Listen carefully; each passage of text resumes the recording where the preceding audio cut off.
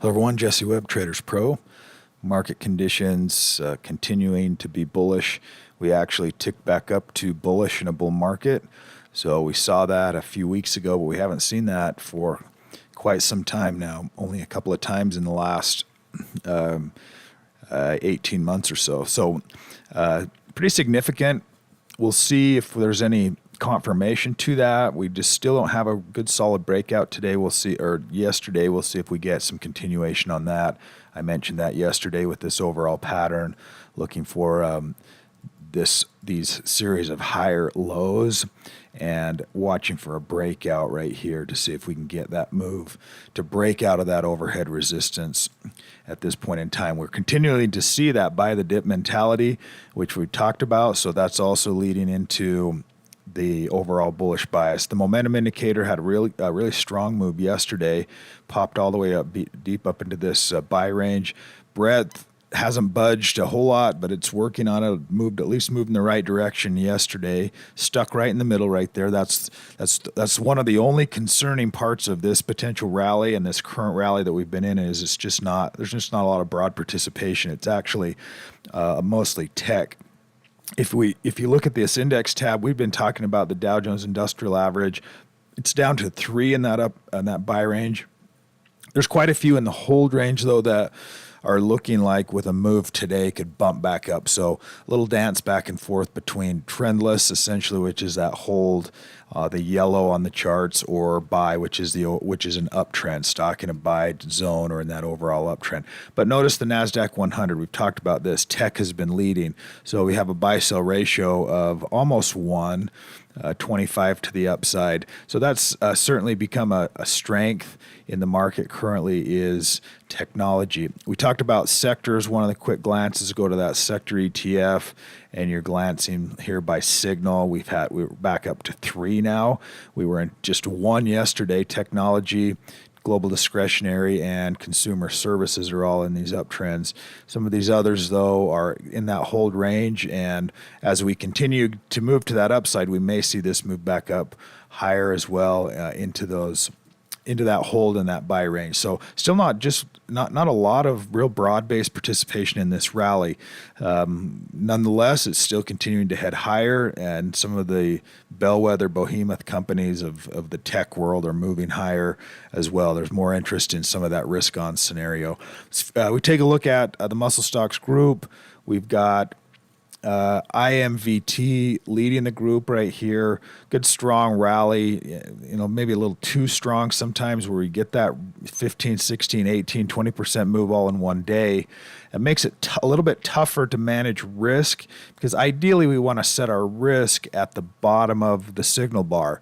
Okay, this one here, so in this case, that would create a 16, 17% stop. That might be too wide for the risk management, where you may want to be somewhere in that 7 to 10% range for a stop loss. So keep an eye on that. It doesn't necessarily mean that you couldn't still use a 7 to 10% stop, just putting it back here. But I'd watch these. Sometimes they retrace back down that next day and then ultimately give it a day or two for some additional confirmation. But we've also seen them just continue to take off.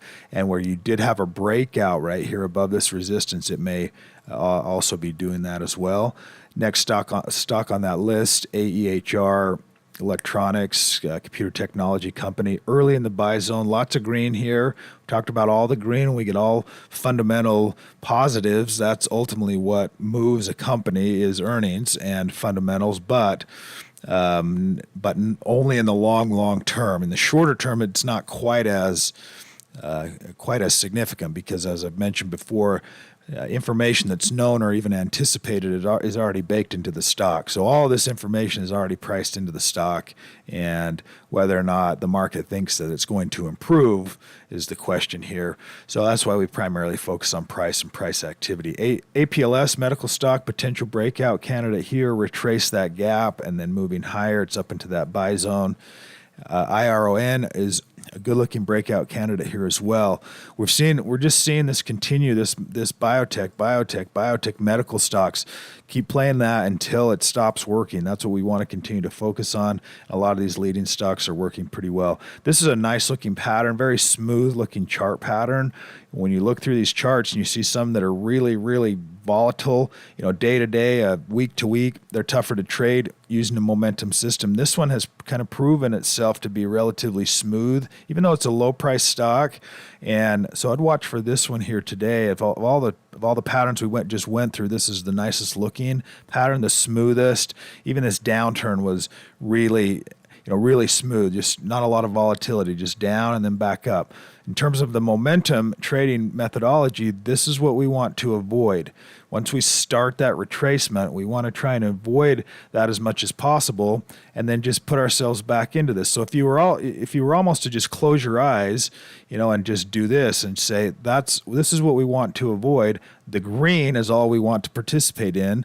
Then it doesn't feel like, a lot of times as traders, we feel like, oh man, I could have or I should have bought in here. Well, why? Why would you have? If you didn't have any other method, would you have bought there, and why? So if you don't have a reason, then this signal system is allowing you, it's giving you a reason to be able to focus on what's happening currently in the market. So you could set your risk profile just right at the low of that bar. It's a good solid confirmation bar. Stop loss right there. I say risk profile. I'm just talking about where to place your risk. Okay, how much risk would be in your trade if you have a stop loss right here?